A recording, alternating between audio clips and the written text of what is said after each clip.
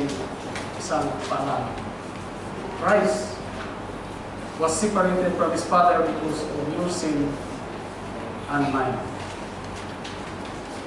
Isaiah spoke to the day of Christ taking on our sins hundreds of years in advance. Listen to what he said in Isaiah chapter 53, verse 4 to 5. Surely He took up our infirmities and carried our sorrows. Yet we considered Him stricken by God, smitten by Him, and afflicted. But He was pierced for our transgressions. He was crushed for our iniquities. Sa New International Version, sinabi dito, surely He took up our pain and bore our suffering. Yet we considered Him punished by God, stricken by Him, and afflicted. But He was pierced for our transgressions. He was crushed for our iniquities. The punishment that brought us peace was on Him, and by His wounds we are healed. Being crushed, I don't believe, was just physical. Hindi po kayo isa, physical lang. But it was also spiritual as well.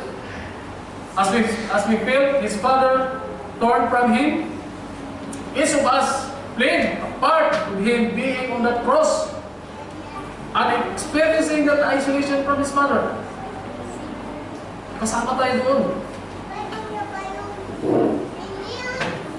Christ wasn't only doing it for the present, but He was doing it for the future. He knew that there would be anyone or people who would sin, and God is a just God. He has to be a price for those sins, or the sins that we commit. But what Christ did covered not only the sins that we have committed in our lives so far, but if we fall in the future, if we do something we should not have done, if we allow our minds to become captive to the thoughts that we should not have, those sins have been covered with in repentance, with trust in Christ and what He did to us.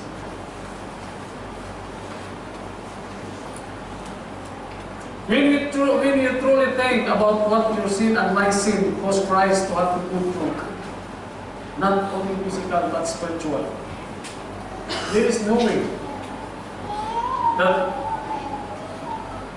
you cannot hate sin if you truly love Christ.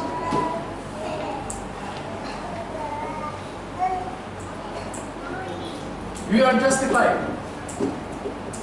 Now, Apostle Paul tells us in Romans chapter 5, verse 1, therefore, having been justified by faith, we have peace with God through our Lord Jesus Christ. So justified means we have been declared righteous. Pinagwalang sala na tayo means all of our sins are forgiven. Because of Jesus' death on the cross, we have victory over sin. Because Jesus defeated sin on the cross. The scripture promised that everyone who received Christ has been declared righteous. In Romans chapter 3, verse 22 to 24, and this righteousness from God comes through faith in Jesus Christ to all who believe. There is no distinction, my friend. For all have sinned. Lahat tayo ay nagkasala and fall short of the glory of God, and are justified freely by His grace through the redemption that is in Christ Jesus. Brothers and sisters, it is not a matter of whether you agree or not. It is God's declaration. If you are in Christ, if your faith rests in the Lord Jesus, at may pananampalataya ka sa Kanya, you have been declared righteous. Ikaw ay pinagwalang sala na. Amen? But of course, we have a big responsibility. We have to do our part as well. Sabi nga, our whole year theme for this year, as drafted by our President Pastor, our beloved Pastor, Pastor Robert, Winning some by all means. We have to tell them about Jesus. We have to win them and share to them the gospel. Man's responsibility. Sa Romans chapter 10, verse 9 to 19. Awala dito. Sinasabi, kung babasahin ninyo ito maigi, Romans chapter 10, verse 9 to 10. 9 to 19. It speaks about faith. God sees the heart of every person here. Alam niya yung laman ng puso natin. Because it is with our heart that we believe and justified. It is also with our mouth that we confess and are saved. Paano nila tatawagin si Jesus? Diba? How can we call on Him kung hindi nila nakikilala? Paano nila tatawagin si Jesus kung hindi naman nila pinaniniwalaan, kung hindi nila kilala? At paano din sila maniniwala kung hindi naman nila napakinggan?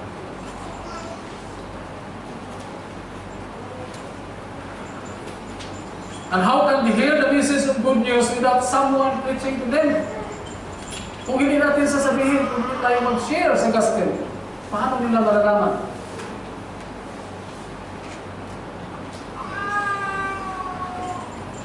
And if someone here today listening to God's word, noong napag-inasyon sa ating Panginoong Jesus, siguro nag-usap sa inyo ang Panginoon ngayong hapon na ito.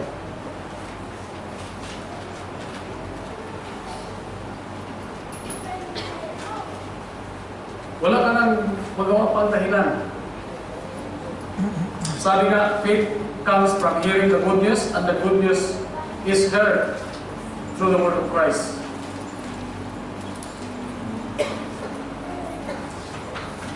So that man don't have an excuse. Hindi mo na sasabihin, hindi ko na narinig yung mensahe o yung salita ng Panginoon. Wala na tayong magawang excuse. And if we do that, we share the gospel.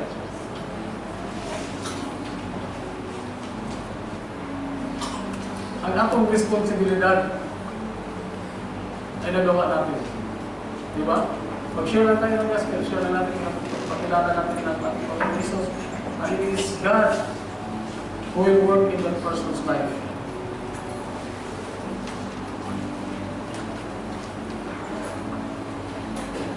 In Romans chapter 1, verse 19 to 21, since what may be known about God is plain to them, because God has made it plain to them. For since the creation of the world, God's invisible qualities, His eternal power and divine nature have been clearly seen, being understood from what has been made, so that people are without excuse. For although they knew God, they neither glorified Him as God, nor gave thanks to Him, but their thinking became futile, and their foolish hearts were darkened.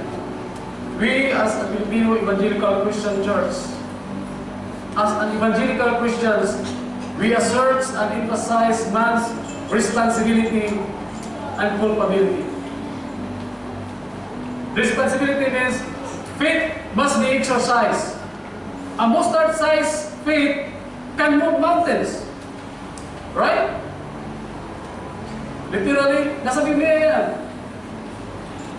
But it's not really literal. A mustard-sized faith can move mountains. Mountains of unbelief. Mountains of trials. Mountains of problems. We have to exercise our faith. Let's just put it into an illustration, for instance. For example,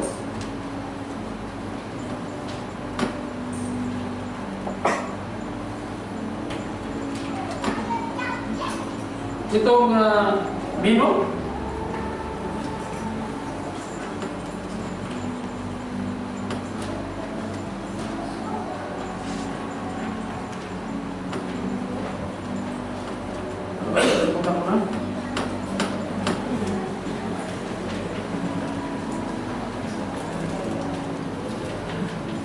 exercise na natin yung faith natin. Yun, last. Okay? If you believe that there is 100 dirhams in this menu, come and take it. Exercise your faith. Walang kukuha.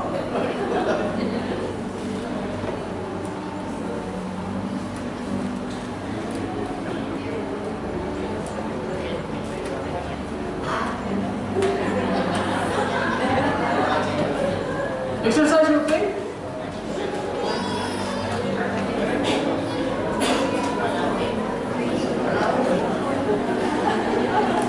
Pakita mo din.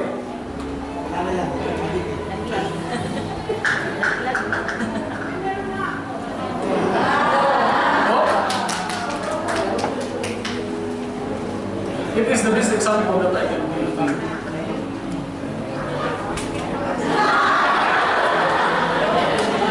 Ang bili mo na yan, dahil sabihin mo na yan.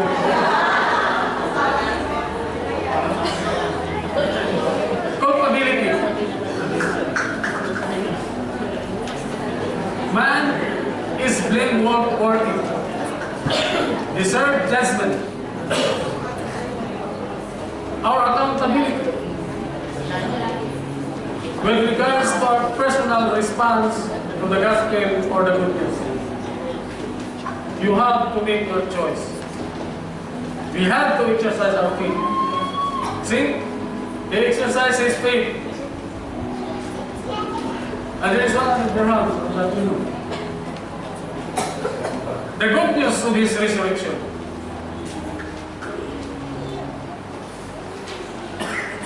The Bible says that because of our sin, Jesus was handed over to die, and He was raised to life in order to put us right with God. In Romans chapter 4, verse 25.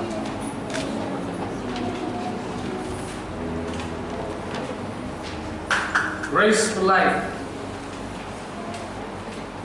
If we see Jesus merely dying on the cross and being buried in the tomb, there is no hope, there is no forgiveness for us. It is His resurrection that gives us the assurance that Jesus has overcome death and won a great victory for His people. It is the resurrection that makes us all the difference and put us right with God. We are redeemed, we are justified, and declared righteous. What is the importance? Anong kahalagahan nito? Just think, for example, if Jesus did not raise from the dead, ano kaya mangyayari? There is no scripture issue. Masasabi natin wala namang ikinangako sa atin ng Panginoong Diyos na namatay para sa atin. So no issue. Wala rin tayong kaligtasan. Just think for a moment. If Jesus really did not raise from the dead, wala tayong pag-asa. There is no hope. We are doomed to the eternal lake of fire. Naranasan mo naman yung mapasok? Bakit to? And the Bible says, kung hindi pa na God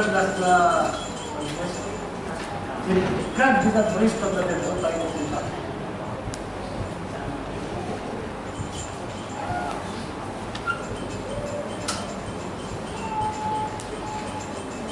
Alam niyo ba, in the state of India,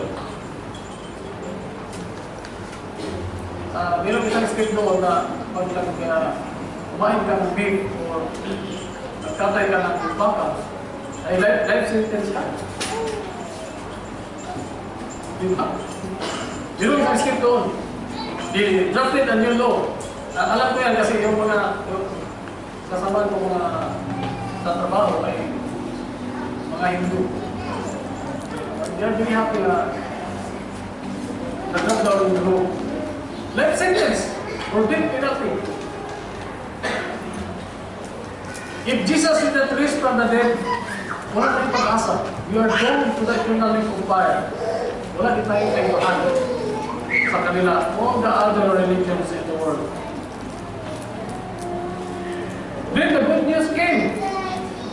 The good news is, Jesus came the only acceptable sacrifice for our sins. And according to the scriptures, according to the condition of God, Jesus Christ fulfilled it. Sino nakabasa o natatala ninyo yung Revelation chapter 21 verse 8?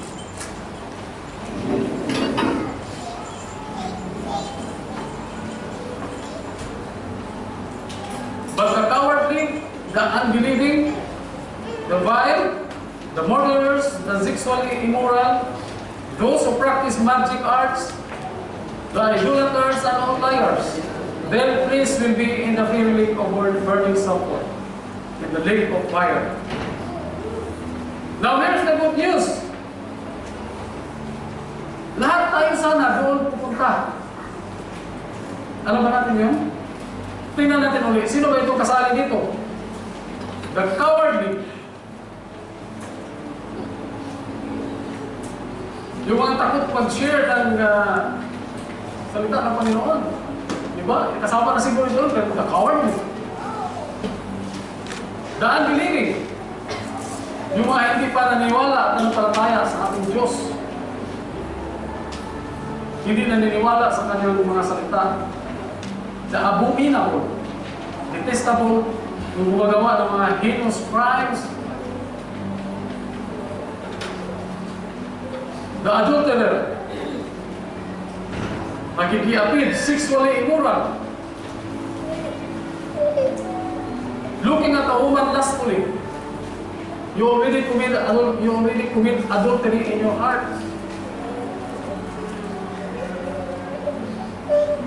The sorcerer, those who practice magic, pulling and talking to the dead spirits. The idolaters, yung mga nagsisimba ng mga Diyos-Diyosan, idol worshippers. At ang last nito, all liars, ang lahat ng mga sinungaling. Sino ba sa atin dito ang ibig ng sinungaling? Nakasang kamay.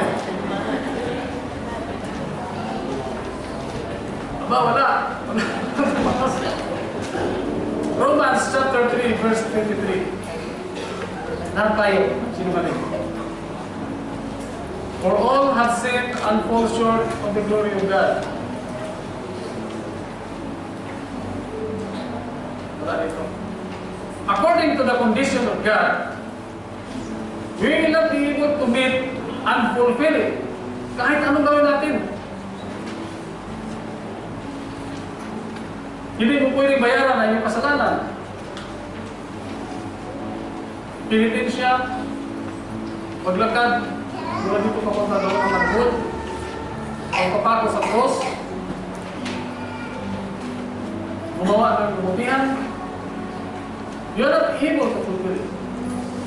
Dahil tayo ay makasalanan. Pag sinungaling ng alay, white lie or black lie, it's still a lie. Sinungaling pa rin yun. At hindi tayo simple doon. Lahat tayo. Lahat tayo sana doon pupunta. And here's the good news. Jesus came, born in a manger in Bethlehem, the simplest offering of God. The Lamb without blemish, and the greatest sacrifice of all, and died on the cross for you, and for me. So that our sins are covered and forgiven. Napatawad tayo dahil ang dugo ni Jesus ay lumanang sa cross and covered all our sins. That God cannot say anymore our sins sapagkat lahat ng mga kasalanan natin ay itinatong sa Kanya noong makalambitin sa doon sa cross. And God accepted that offering. Paano natin malalaman na tinanggap ng Panginoon yung offering ni Jesus, yung sakripisyo ni Jesus sa cross? Simply because nabuhay sa bago. Jesus died on the cross and he raised on the third day. That's the good news, my friends. Ito yung magandang balita.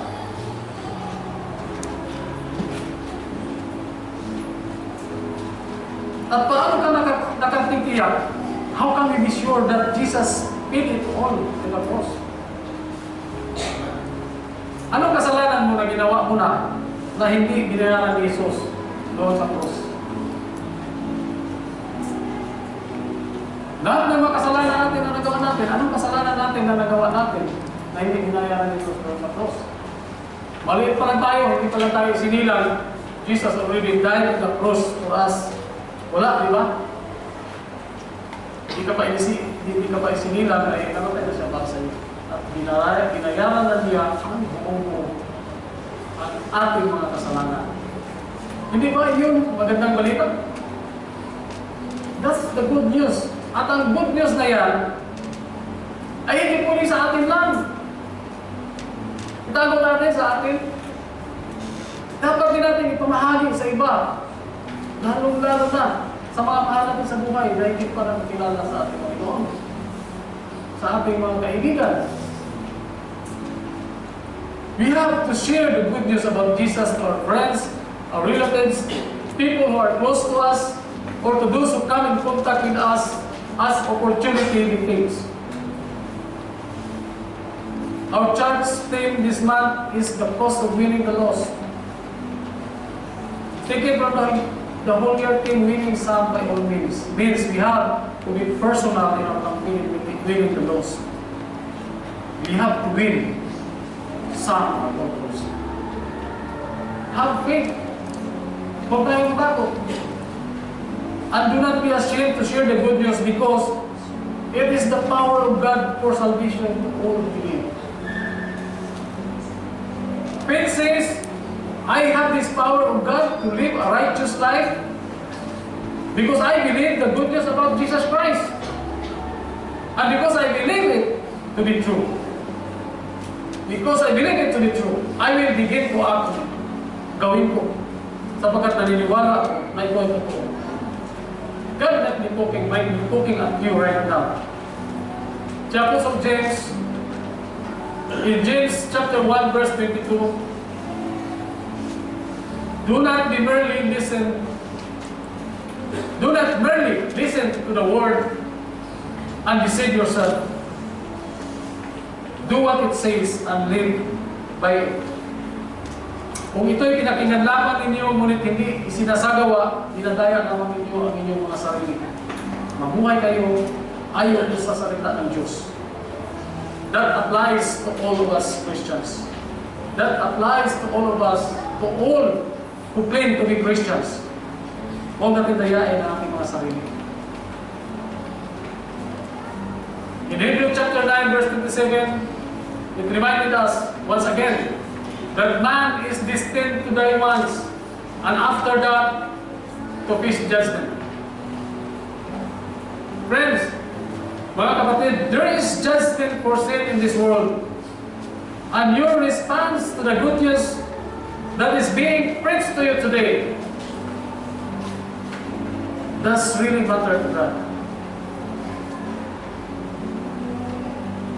Each of us will face this judgment. You have this life that you are living now.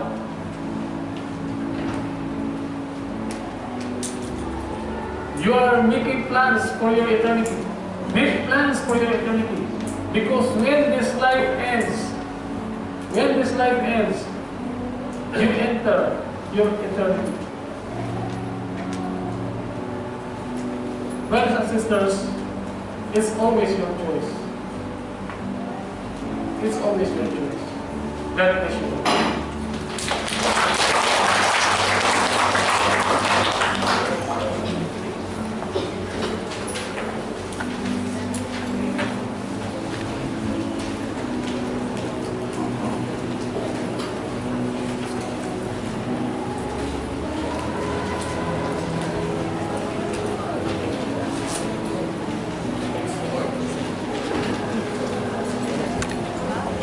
Praise the Lord.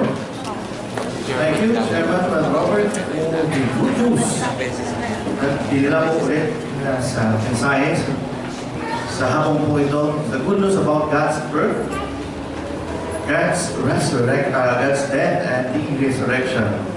If we total it all, It's about the salvation that God gave to us and the everlasting life that we will live together with Him. So, as we continue, let us honor our God again with the giving of our gifts through our finances or our tithes and offering. And it says there in Psalms 3, verse 9 to 10, again it says there, honor the Lord with your wealth, with the first fruits of your crops, and your barns will be filled to overflowing, and your vats will brim over with new wine.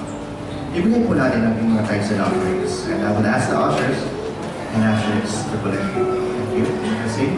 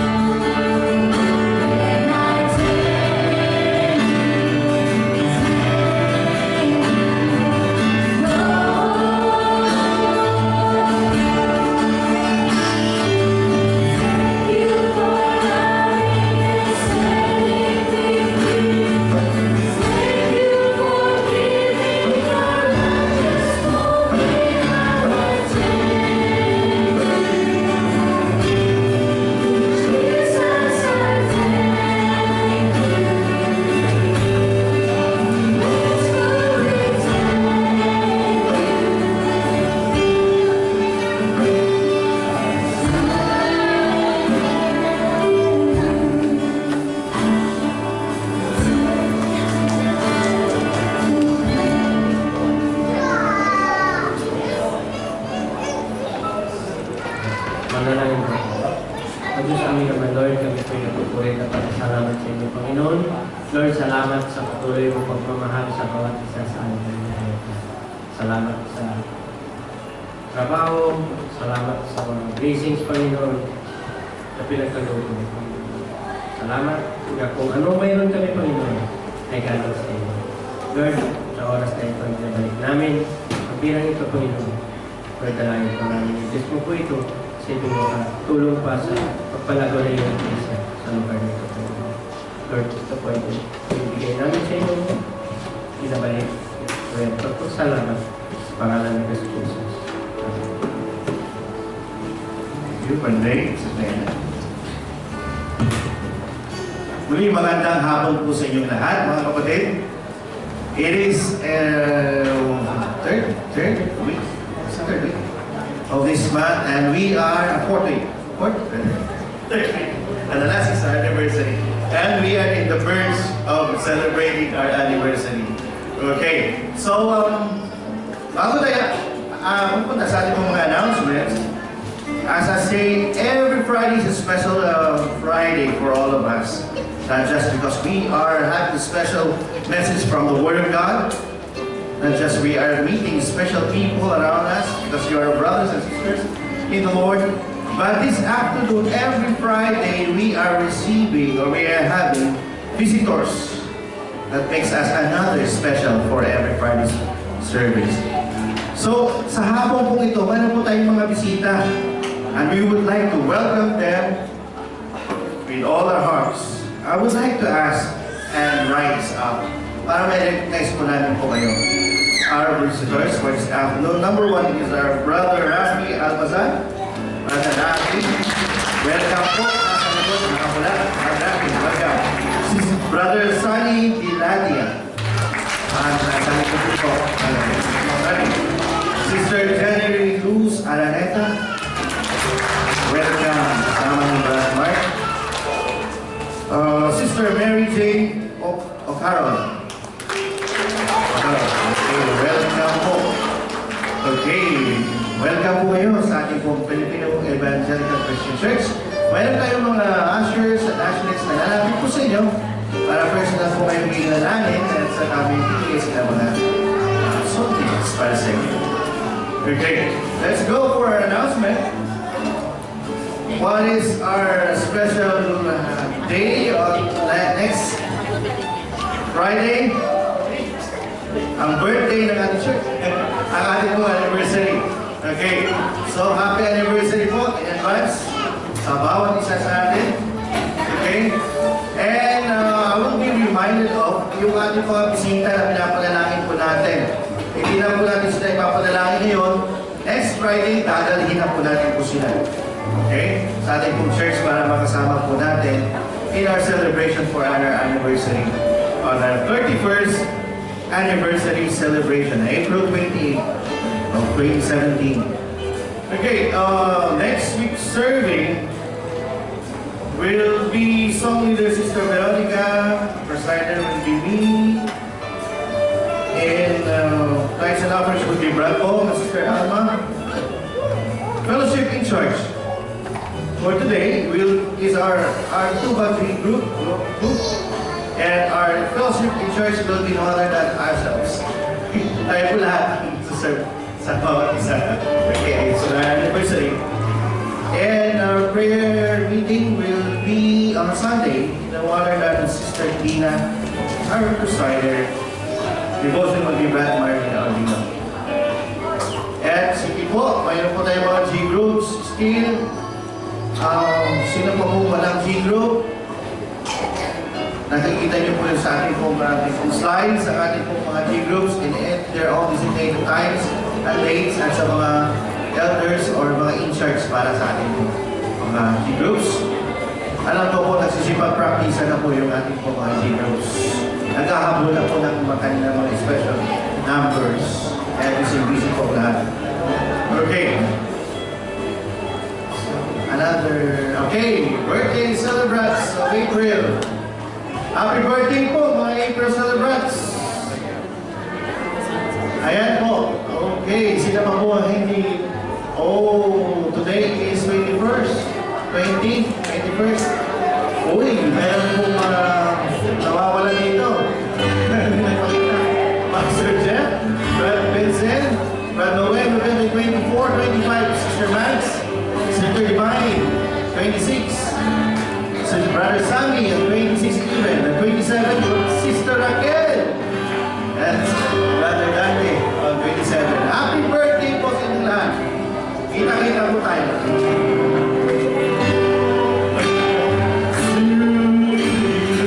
Happy birthday po.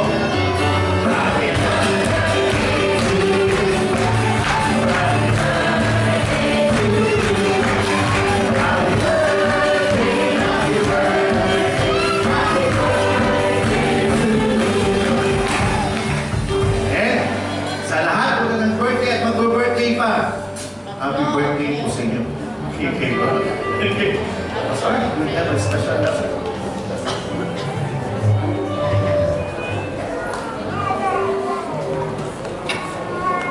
Praise God. Magandang hapon po sa ating lahat. I have good news. Sa mga susunod na Fridays, I'm going to give also some menu to you. The bad news is only 100 pesos what's inside. So, kasalanan mo ni chairman yan. I hope hindi na maalala nyo, but we really have good news. So, next Friday is our anniversary. Okay, so may we again ask you to join us and enjoy this 31st anniversary. May mga bisita po tayo. So, as we have been informed sa ating mga G-group leaders, if you have visitors in your G-groups, you'll be in charge of those visitors to entertain them and feed them, and at the same time talk to them so that they can really feel the warm fellowship of your family, the FECC, and at the same time the G-groups. While our elders and our leaders will be in charge with those na who would be able to just come without any invitation from leaders or individual who would come by themselves and voluntarily. So, ulitin ko po, nais natin kayong i-encourage to participate next Friday. Ang ating pong time is the same time. It's 4:30. We're going to start on time because we're going to maximize the 2 hours para po sa ating university. Then we're going out dun sa basketball court where we are going to have our fellowship and our eating. So, wala pong pinagbago. It's just we are going to start on time and be a little bit full in our program sa ating anniversary. So, we are calling the attention of our G-groups that you may be able to consider the time para sa inyong mga presentation. So, yun lamang po. And at this moment, we are going to pray mamaya para sa ating mga kapatid who's traveling. So, we praise the Lord. Sila Kuya Mark ay narito. Nakabalik pa sila. Praise the Lord. At meron tayong mga kapatid na pagbakasyon. Okay, si Kuya Ryan, si Ate Tin. Okay, and they'll be traveling tomorrow. Yan, kaya po ipapanalangin natin sila. At katulad po ng nasabi ko ay dumating na po yung kanyang kapalit na dalawa. Kasalukuyan at welcome sa loob. Kaya Ryan. Meron pa po pumunta sa atin? Meron pa bang magbabakasyon? It's summertime, so kung wala na, we're going to pray for you. And we invite everyone to again, enjoy yung ating fellowship outside as we take our meal. So tayo pong natin tumayo. Let's continue to worship the Lord. Once more, let's declare that all our praise belongs to the Lord. Let's sing that song. Yeah.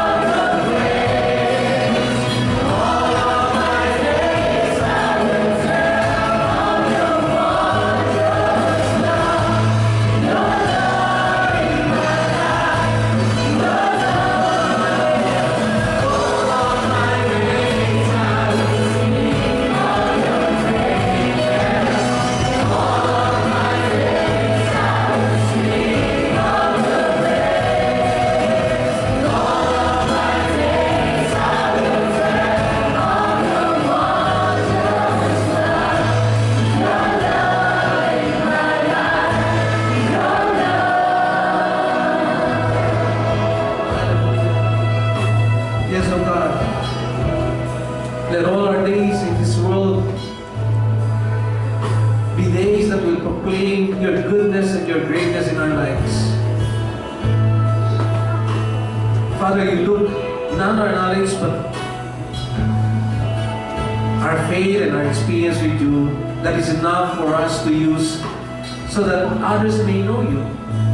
That through this life, they'll see your goodness and your greatness. And I ask, oh God, in the name of the Lord Jesus Christ, that our lives will continue to shine just as you have called us to be light of this world. I pray right now that each one of us will have that continuous passion to share your goodness and your greatness. Even to the lost and to those people who are hopeless, who need you. Father, I pray that wherever we go, whatever we do, let everything be done that will continue to proclaim your goodness. Salamat sa pagkatutupo, Panginoon, napakabuti mo sa aming mga buhay. And we ask right now, patuloy mo kaming gamitin. Saan lang kami maparoon, Panginoon? Sa aming mga hanap buhay, sa aming mga tahanan, magliwanag kang patuloy sa aming mga buhay, Panginoon, so that we too can shine and reflect that light to others. There's more souls that need to be brought into your kingdom, O God, as you have called us to win by all means. I pray that this coming Friday, it will be a time that we can bring souls to your kingdom, Lord. That we can present your family here, the FECC family, that indeed this is the hope for them, O God. That they can treat us as a family too, as they surrender their lives to you and acknowledge you as their personal Lord and Savior in their lives. Father, I pray that you're going to use the preparations that we have done and will continue doing, the program that we're setting for them, that indeed it will be an opportunity for them to see that you have a family established by your love through the wonderful gift of salvation through the Lord Jesus Christ. Gamitin mo po, Panginoon, ang aming programa this coming Friday to be able to reach out to the lost. And that we will continue to strive to bring more people to you, God, so that indeed we can maximize the opportunity that we are here working for you and for your kingdom. I pray that you're going to bless our works. Sa pagbalik po namin sa aming trabaho, Panginoon, pagpalain niyo po ang mga lahat ng ito na aming tinatamasa ngayon, ang mga hanap buhay na pinagkaloob ninyo. Help us to continually be grateful in whatever we have received from the Lord. And for those of us who are still looking for jobs, Panginoon, ipagkaloob mo po ito sa kanila ayon sa inyong kalooban, to the place that you have decided to shine also, and to experience your goodness. Panginoon, may mga kapatid po kami na narito ngayon that are about to start their work. They too, Lord, we ask that you're going to bless them. At totoo pagpalain mo sila, Panginoon, sa kanilang mga hanap buhay. I pray also sa pamilya, Panginoon, na uwi sa Pilipinas. I pray for Brother Ryan, Sir Tim, the kids, Lord, ingatan mo po sila, ilayo mo sila sa kabamakan. May they have a safe travel, Lord, going to the Philippines, Panginoon. Maging maayos po pagbibiyahe at makaranas ng kapahingahan mula sa inyo, Panginoon. We thank you for bringing back some people, our beloved brethren, Panginoon, na narito ngayon and who will enjoy the fellowship in our church. I pray, Lord, na patuloy na kikilos ka sa buhay ng bawat sa amin. Minsan pa, gagamitin mo kami upang dalhin ang mga kalawang na nangailangan ng kaligtasan sa mga buhay. Indeed, we ask that you'll start in our lives, O God. And through our lives, magyayari po, Panginoon, pagpapaganap ng kaligtasan sa buhay ng ibang tao. Because it's only our desire, Lord, that people will continue to proclaim your goodness and your greatness when they finally receive you and surrender their lives to you. It is always our desire, God, just as you have given us this privilege of experiencing the wonderful salvation that you have extended to us by your grace. Salamat, Panginoon. Salamat. We'll take this as a challenge and an opportunity minsan pa kung paano po tinawag kami. Hallelujah.